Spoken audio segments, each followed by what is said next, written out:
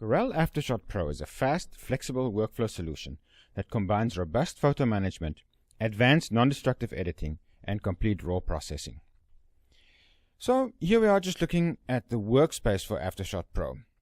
On the left you can see the Browse panel, which lets you access the library and file system and output tabs. Then here we have our thumbnail panel, where we can see all our images as thumbnails. And then here we have our preview panel, where we can see whichever image is selected, and we can see whatever changes we make on it here using the main tools panel. Okay, now we're going to take a look at how to get around AfterShot Pro. So here we can create libraries for our images, which help with photo management, but for now we're just going to open File System, and we click on a folder on our computer, and there we can see all our images. Please note that here we have various raw files, and you'll notice that we can preview them pretty much instantaneously. So before, I used to shoot raw only if I really needed to, because I thought it was slow and a pain to work with.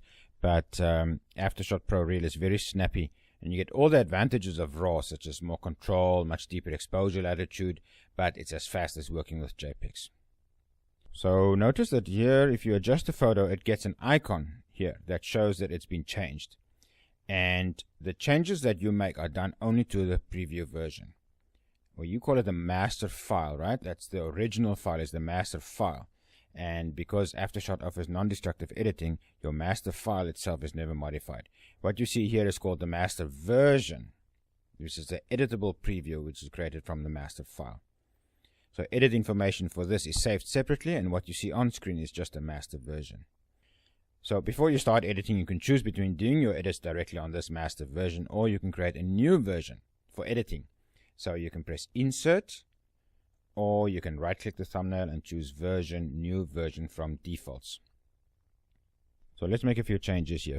Firstly, we can flag an image as a pick, or we can flag it as a reject, or we can add ratings to an image. So this really helps for you to quickly go through your images and find the ones that you want to keep and the ones that you want to reject. You can also use the multi-image view here to compare photos with each other, and you can zoom in with a magnifier tool to see if it's sharp and if the quality is okay. So at this point, of course, you can also rotate an image right here, and then the crop tool, very simple, select it, enable, draw your crop, and then click Done, and your crop is done. Note the tabs here. We have a standard tab to access a range of commonly used adjustment tools, but then we can also dig deeper and look at the other tools in the tools panel here. Okay, then after that we can adjust any number of settings, and there are some very cool single click tools here. Auto level is very good, it's totally automatic and very quick. Highlights recovers information from highlights, which is very useful to have if you've got highlights that are blown.